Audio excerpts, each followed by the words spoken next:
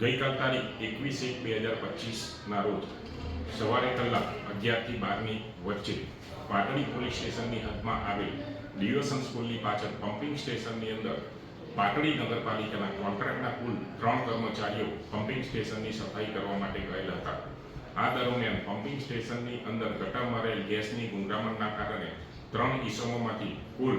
2 ઈસમ ચિરાગભાઈ પાટડિયા તથા જયેશભાઈ પાટડિયા નાઓ અવસાન પામેલ અને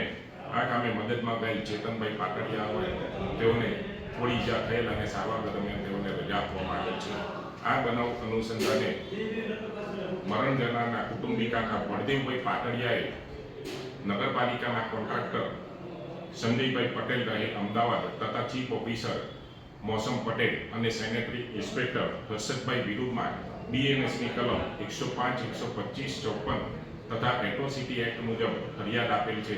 જેની આગળની તપાસ અમો ચલાવી રહેલ છે. આ તપાસ દરમિયાન બનાવવાળી જગ્યાનું પંચનામું કરવામાં આવેલ છે, તેમજ તપાસ દરમિયાન કોન્ટ્રાક્ટર સંજયભાઈ પટેલ રહે અમદાવાદનાઓને ડિટેન કરી અને આગળની કાર્યવાહી હાથ ધરવામાં આવેલ છે.